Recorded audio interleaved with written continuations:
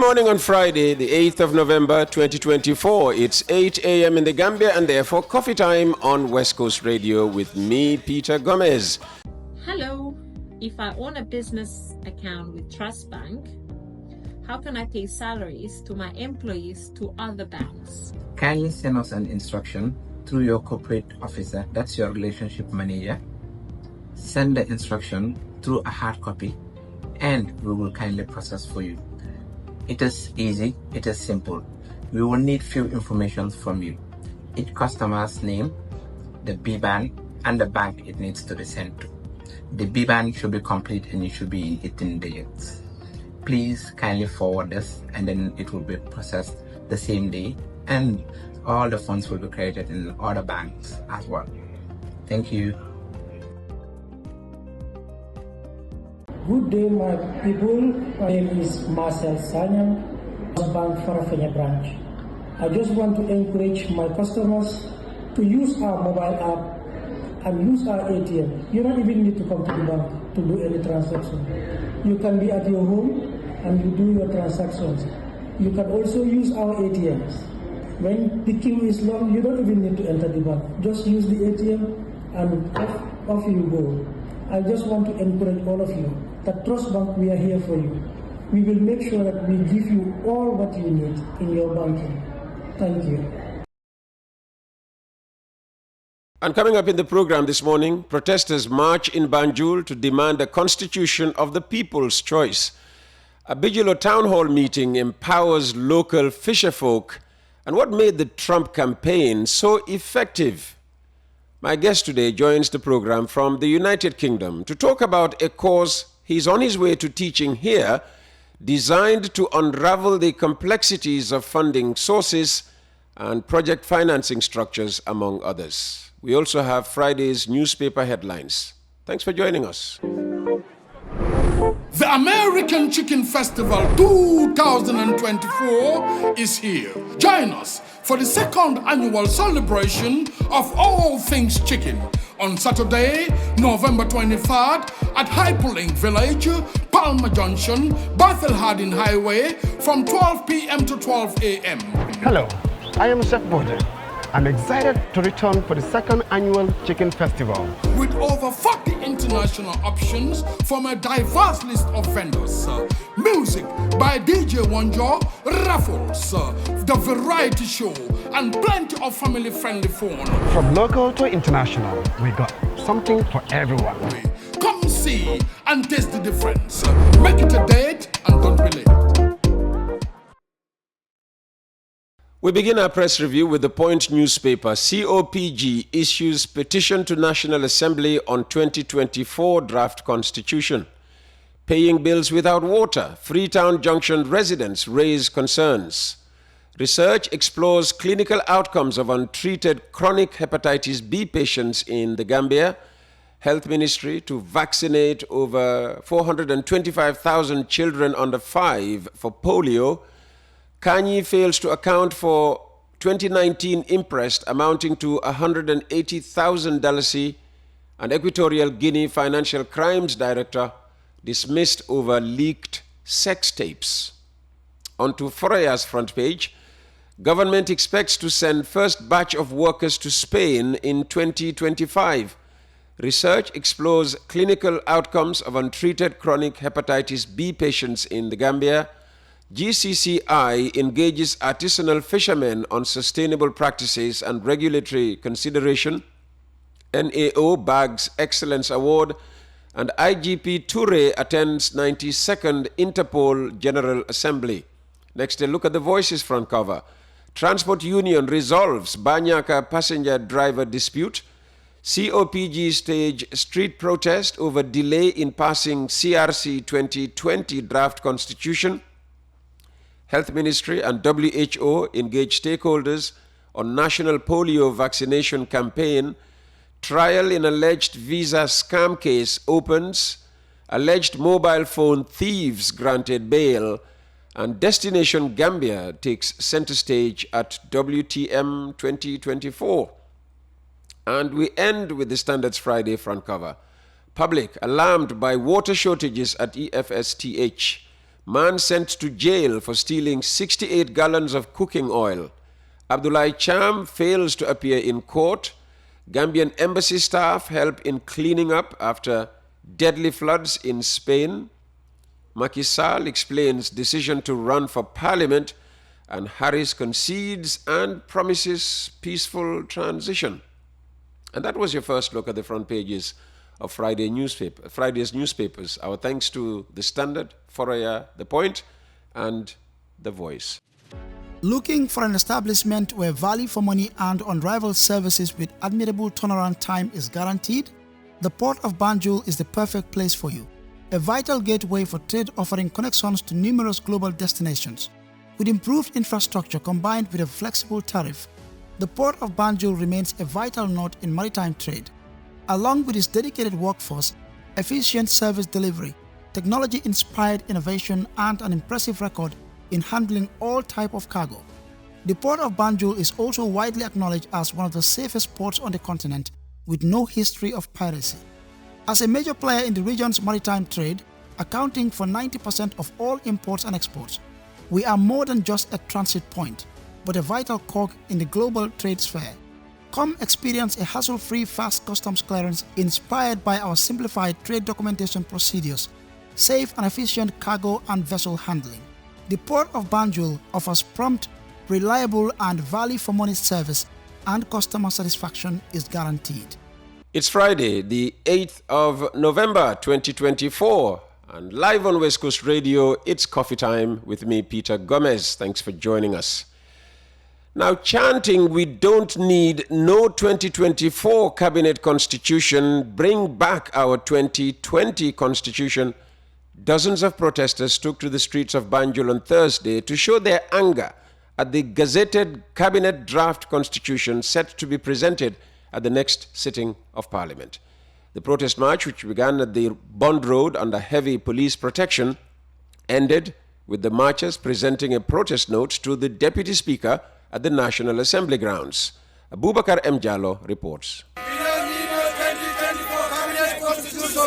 back our 2020 Constitution.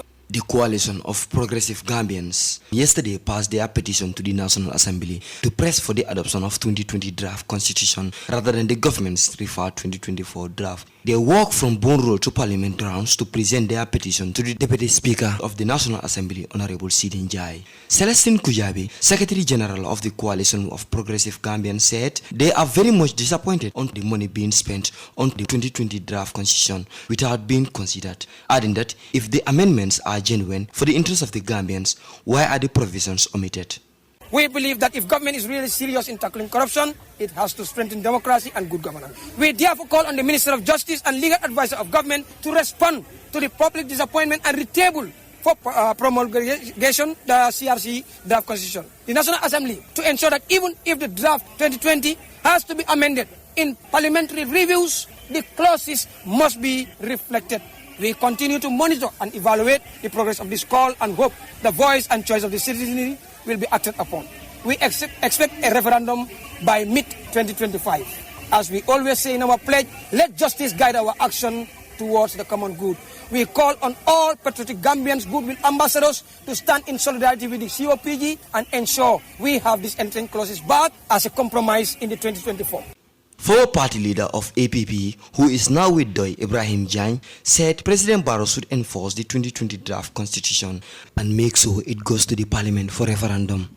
So now we have a situation where 2020 is in the garbage, 2024 is unacceptable because it's dictatorial, and in 1997 is even worse. That's worse. So if we're going to elections in 2026, thank God, not thank God, but hopefully we would have the 2020 draft constitution. If we don't, then we're going to have the 1997 draft constitution, which is still dictatorial. That means you're going back to the Jammeh era. How unfortunate. It's a moral disgrace and a political disgrace. I think 2020 draft constitution should be what we should be moved by the government to go to for us to go to referendum before elections, so we can go 2026 with an election with a new constitution, and then be a third republic. Otherwise, we are in the same situation as Gambia. That's my take. Suleiman Fadera, one of the participants from Coalition Progressive Gambians, said He didn't go there because of any political party affiliation. He went there as a Gambian to voice out his opinions about the 2024 draft constitution. The draft constitution they make in 2020, where they spend millions of money, millions of Gambian dollars, they just kick it away. They want to come with the cabinet draft constitution. I call it that, which they make in the cabinet, they want to push it to the Gambian people. Look, President Barrow and his cabinet members, they should know that the Gambia belongs to the Gambians, those in home and abroad. If we see what is going in the nation here doesn't favor us, we have to come and protest for it. We don't care the number of people that come here. We don't care. We are not up to the amount of people we receive here. All what we care is the message we are delivering to the head of state and the members of the parliament for that matter. This country is a failed state. If you tell someone that this country is a failed state, he will tell you that I go to the riverside, but you tell that the river is dry. I find some water there. There's water at the river, but the river runs dry. This country is a failed state. We are losing our parastate and we are losing everything. Reporting for West Coast Radio, I am Abubakar M. Jalo. In an effort to promote transparent and accountable governance, a town hall meeting took place in Bigelow with fisherfolk at the center of the assembly. The aim is to ensure that fishers are not only well informed but actively engaged in the decision-making processes that directly impact their lives. Esaba reports. Over the years, artisanal fisherfolk have consistently expressed their frustrations towards the fishing industry in the Gambia, from the presence of superior foreign trawlers to environmental issues and inadequate infrastructure. The industry continues to be confronted by numerous issues, with the authorities accused of not doing enough to regulate this very important sector. The Gambia Chamber of Commerce and Industry GCCI on Thursday organized a town hall meeting designed to foster dialogue between artisanal fisherfolk and the policymakers.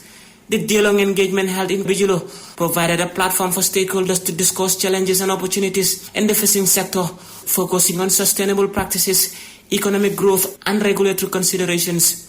Babukar Saho, Deputy CEO, Gambia Chamber of Commerce and Industry, said the engagement will enable them to understand what really is happening in this sector.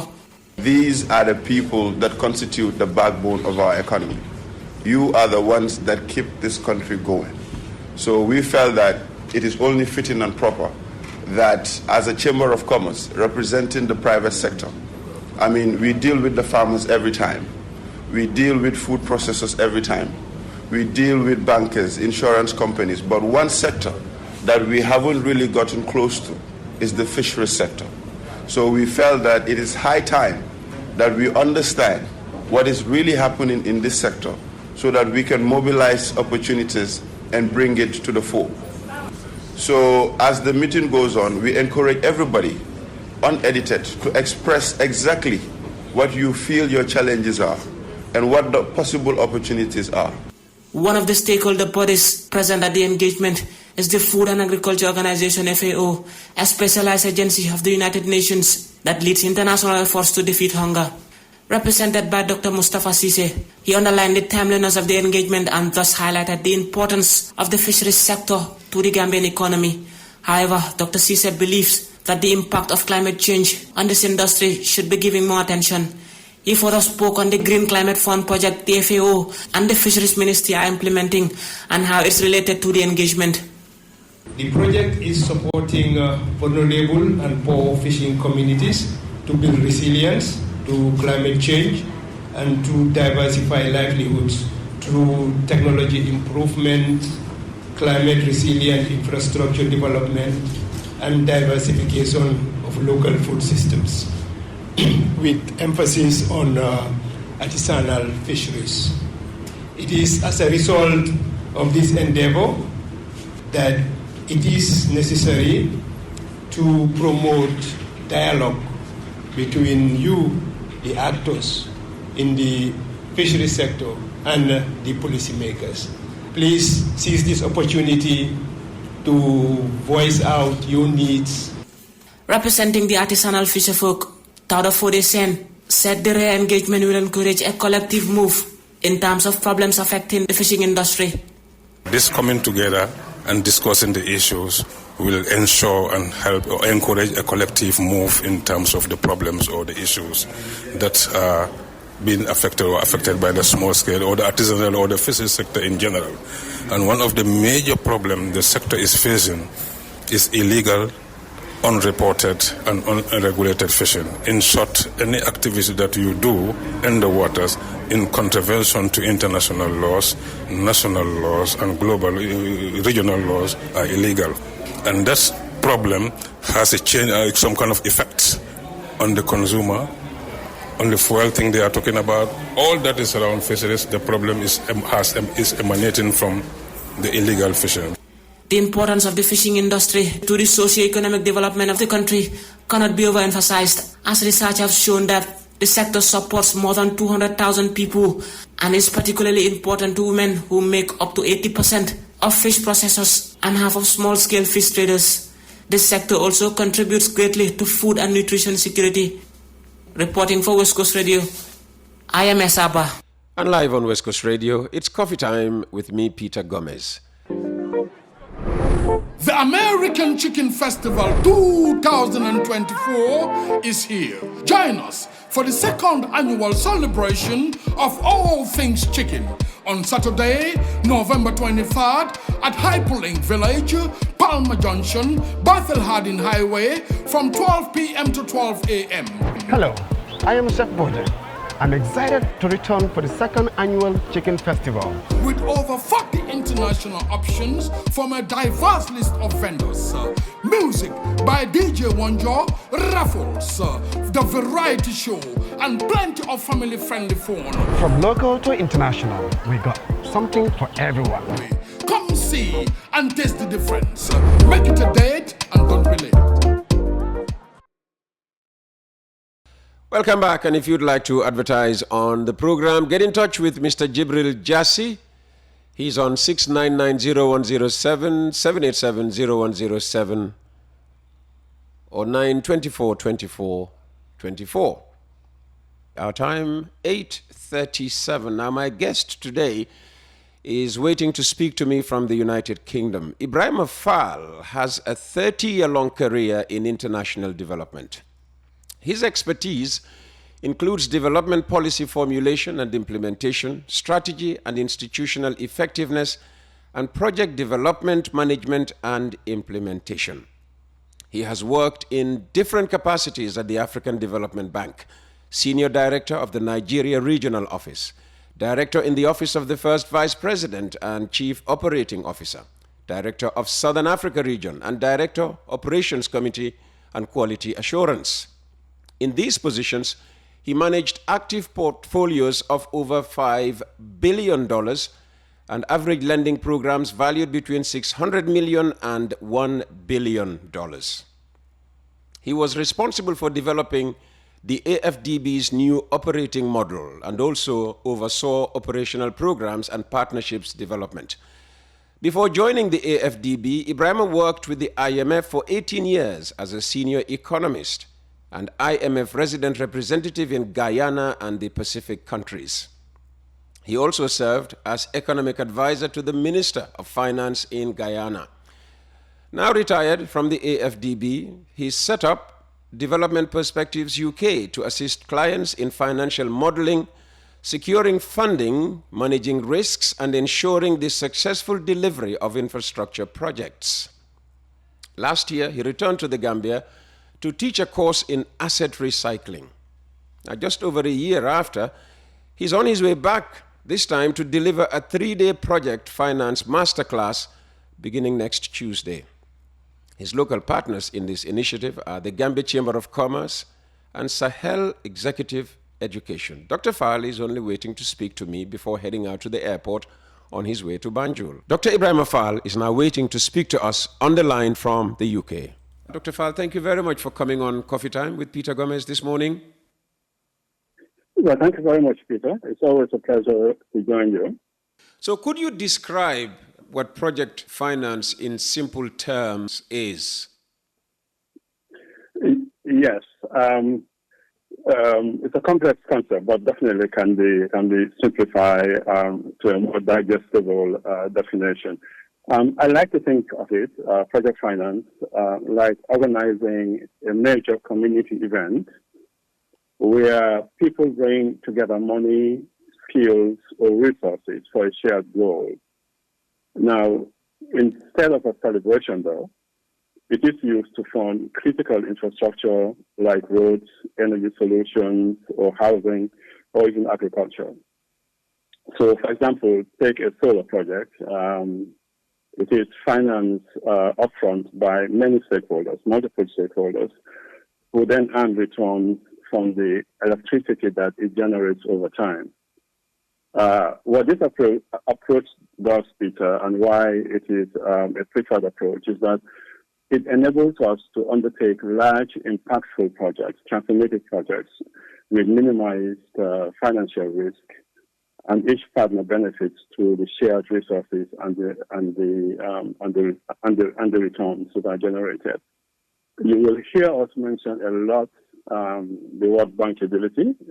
So let me explain what that means right away. Mm-hmm. A bankable project is one that is thoroughly prepared. I mean, very well prepared, and it's designed to attract investors or lenders. It is a project that is realistic, it is well designed, and it is likely to succeed with a very clear financial structure showing how it will make money and how it will repay those that invested in it.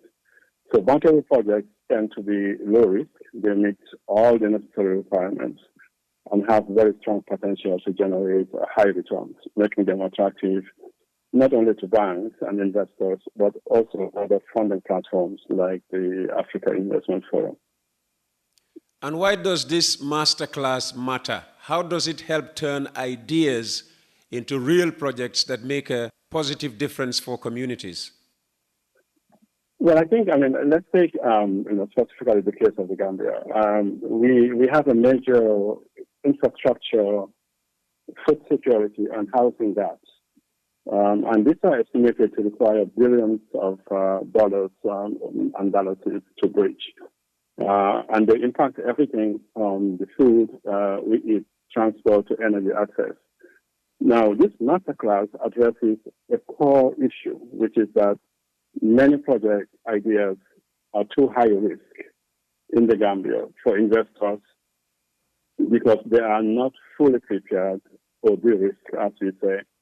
So, for example, in the energy sector alone, if we are able to resolve the deficit, we could potentially add up to 2% to GDP growth every year. And I mean, that's massive. That's actually quite significant because it will generate also a lot of employment along with the increase in the income GDP growth. So this class helps participants to transform ideas into bankable projects, using examples from agriculture to housing to roads, energy, etc. If projects are well prepared, we could leverage investors and banks and others, like I said. For example, the Africa Investment Forum alone last year was able to facilitate, not provide financing, but facilitate transactions worth over $32 billion in deals. Now, just imagine a fraction of this amount, a very tiny fraction, less than 1% of that coming to the Gambia, and what a transformative change that would be for the country. Absolutely. And what would you say is the secret sauce for making these kinds of projects work? What will people learn about planning and managing risks? Well, I think the secret sauce really is preparation. Projects from project idea to fully financed projects to implementation and to monitoring.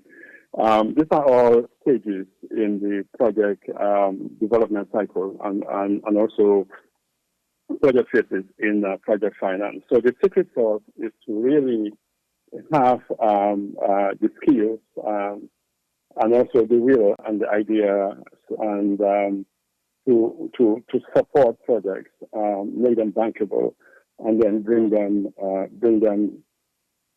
them to financiers to finance. I like to think, for example, let's take Gambian imports. Around 80% of the food that we import in the Gambia, that we have in the Gambia is actually imported, right? Yes. This makes us extremely vulnerable to price hikes, and also when we have global shifts in sentiment. So, for instance, importing rice drives up the cost of living, creates a reliance that hurts our economic stability. But if we are able to develop local agriculture, in sufficient scale and also with best practices, we could stabilize prices, we could create jobs, and we could improve food security. So the secret sauce is having the ability to and the will to prepare projects sufficiently early enough, and not to have wish list where we just say, okay, we want to do this project, and we're waiting for donors to fund it. It doesn't work that way. It has to be sufficiently prepared for investors to say, yes, we can see good returns here, and we're willing to invest in your project.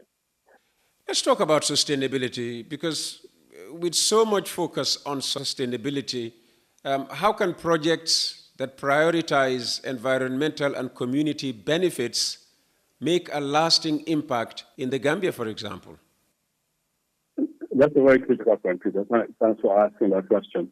I think sustainability is crucial for creating projects that benefit communities for the long term, especially. Globally, we have over $30 trillion. I mean, that's with a T, on projects invested in sustainable initiatives, with a growing emphasis on projects that balance profit with a social and environmental impact. Now, what are sustainable projects? Well, these are projects like renewable energy initiatives or locally sourced housing. And they are not just profitable, but they are resilient as well. They create jobs, they foster energy independence, for example, and they also reduce environmental impact. So when we talk about sustainability, we're talking about building projects that aligns with what investors look for, and also ensure lasting positive effects for the beneficiaries. Dr. Faal, what role do these large-scale projects play in supporting both public and private sector development, from job creation to boosting industries? Well, the government alone cannot create all the jobs that we need. In fact, I tend to argue that governments are not efficient employers. The private sector is the most efficient creator of jobs. Why? Because I think the private sector can have the scale and the profitable projects that are needed, to address the job situation. I think government's role clearly is one of providing the right frameworks and the right incentives for the private sector to be able to create jobs. For each dollar spent by the government and each dollar spent by the private sector, the multiplier is significantly higher for the private sector in terms of job creation than the government. So, for example, research has shown that for every $1 billion that is invested in infrastructure projects, we can, for example, create 10,000 jobs. Now, that's a lot of money. So what you want is a partnership between the public and private sectors, where everyone comes in at the appropriate stage and the appropriate scale to be able to make that project happen and then create jobs in the process. Coming back to the masterclass, it's scheduled to start next week, Tuesday. What types of projects will be covered? Could you share a few examples of the areas to be covered? Yeah, I think it covers a very diverse, from agriculture through to fintech and renewable energy, looking at infrastructure, for example, the Banjul-Barra Bridge, looking at road connections, toll roads, for example, the Sincona connectivity issue, and actually looking at food security and sufficiency, especially in many of the staple crops that we that we currently import. In the fintech space, we look at projects that could support an estimated 50% of small businesses that lack access to traditional banking, for example. There's a lot of digitization globally going on, and I think the Gambia starts to benefit as we penetrate the digital sector. I think there's a lot of opportunity in that space. And I think we've seen some really innovative solutions, from a few entrepreneurial Gambians working in this space. So I think those are very exciting areas, and we will have discussed this in our group case sessions. And what's unique about the approach taught in this masterclass for making projects successful? Yeah, what we try to do is to make it as hands-on and practical as possible. So, for example, if I just give you a rundown of how the masterclass is structured. Sure. Day one, we focus on the foundational project finance principles. Things like understanding risk, structuring, finance, syndication, etc. So it's a bit drier, it's a bit more technical on day one, just to introduce the concept. And then on day two, we will feature some very highly accomplished Gambians from various fields to show real-world applications of this concept. And then later on in the day, the participants will work in groups, group cases, where they will solve practical challenges. We have about 12 different case studies, and we'll have hopefully about 10 groups to work on those groups, on those cases, and then present to the plenary and have a discussion around that. So it's a real opportunity to learn from those that are shaping the future of project finance in our country. And how does this masterclass support entrepreneurs or private businesses looking to scale up their projects? Yeah, I mean, I think the best way to discuss that, Peter, is that I think over the last year, I've become more involved with regulatory banks on trying to see how we can support some really enterprising entrepreneurs to scale up their business. For example, if I can just give two examples, we're working with Innovarex, the pharmaceutical company, to help them source longer-term project finance. So they have a brilliant project going on already after pilot, but it needs to scale, and we want to be able to make sure that it is completely ready and de-risked for that scaling to take place, for investors to be able to say, yes, we see this and we want to be a part of it. The second one that I think we have also started working with and trying to get longer-term project finance for is Mr. Mohammed Sanyang of G Farms, whom we're also working with to help prepare them to access funding. We've made applications, for example, to the ECOWAS Bank for investment and some other banks. So essentially, we see the opportunity. The limiting aspect is finding the long-term capital, the patient capital, to help them scale, but also helping them in terms of the institutional organizations to be able to absorb, large fund scaling that's coming in and be as global as can be in terms of the standard of operations. Now, with the potential in sectors like agriculture and solar energy production, I mean, you mentioned this several times earlier, why is now the right time for Gambians to dive, if you like, into project finance and seize these opportunities? And I guess, another way of putting the question is, why is this an exciting time for Gambian professionals to learn about project finance? Well, there's approximately $500 billion in private capital that are seeking high returns in Africa. So platforms like the Africa Investment Forum, for example, help to connect entrepreneurs to these funds with projects in need of financing. But the issue is in the lack of capital, in my view.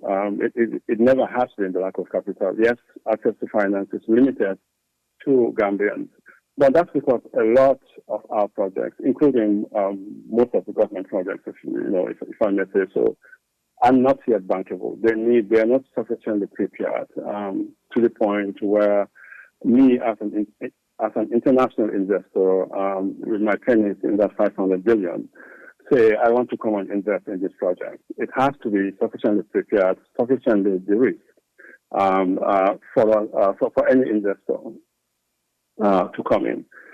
So it's an exciting time, if I get back to the question, for more Gambians to learn these skills, to understand project finance, to understand what investors want. If we can bring investment-ready projects in agriculture, fintech, energy to the table, then I think we will be able to then create a lot of jobs in the private sector, develop a lot of skills in those spaces as well. So I think the masterclass, therefore, equips the professionals to take advantage of these opportunities, helping them to secure funding that will drive long-term economic growth. And can you give examples of how similar projects, like a new solar power initiative or improved transportation, could bring jobs and improve daily life for people in the Gambia? Well, I mean, like I said previously, Peter, I mean, for example, solar energy. If you take the massive energy gap or unreliability, if you wish, in the Gambia, if we were able to address that issue alone, studies have shown that we can increase our real GDP growth by 2%. Now, increasing GDP growth by 2% creates significant levels of jobs. Not only direct jobs, but the linkages also backwards indirectly to other jobs as well. And, we've done it before. I mean, I think if we go back to the era before 1994, and we look at projects that the National Investment Board at the time, working with other partners, Ministry of Economic Planning, MEPID, as it was called at the time, and the president of it, we were able to generate so many bankable projects that were supported by agencies like the IFC. If you look at the projects that Mansin Jai, for example, was promoting, we have the cod flower business. We had shrimp farming. If you look at Gamtan, where we used to, Livestock Marketing Board had a project that was a joint venture with a Belgian company, where we developed it sufficiently enough that it attracted funding and was able to then export leather to Belgium, to Europe. So I think, it's not something there's nothing magical about it. It's just, having the ability and the will to make sure that you're not just having a wish list of projects, but that you're developing projects that can be supported by investors because they know that they can get good returns from it. So I think, that's the idea behind this. At an institutional level, I do believe that in terms of government projects especially, we need to institutionalize project preparation. And, that this is a discussion that I think we can probably have some other time. But the idea being that, nothing ventured, nothing gained. So if you don't have a sufficient institution that requires you to prepare projects adequately, then you're not going to benefit from the 500 billion that's out there looking for investment. Well, the masterclass is set to begin next Tuesday. Is it too late for someone to register to take part? No, as far as I know, I think GCCI, together with Sahel Education have been doing a great job of working with partners. But I think it's definitely not too late, and people can still join us, I think, through Monday even. And just to round off this conversation, anything you'd like to say in particular? Yeah, just to say that, I mean, it's exciting. I mean, we had a very successful PPP masterclass last year, which, I think this one goes a little further, the project finance masterclass, to now start looking at the whole process of what makes a project bankable and therefore investable for people that provide the finance, whether it's development banks, commercial banks, or private investors. Dr. Ebrima Faal, thank you very much for your time this morning, and safe flight to Banjul. Always a pleasure, Peter. I look forward to seeing you. And if you'd like to find out more about the project finance masterclass, or even to register to participate, either make a call, send an SMS or WhatsApp to +220 997 8829. That's +220 997 8829. We thank Dr. Ebrima Faal, Chief Executive Officer of Perspectives UK, for his time on the program. That's the end of Coffee Time today and this week. Thank you very much for the pleasure of your company. Go online and tell us what you think about, our first week on YouTube. Of course, we are work in progress. I can promise you that we will get better every week. Thank you very much for following us. Have a good weekend. We'll see you back here on Monday.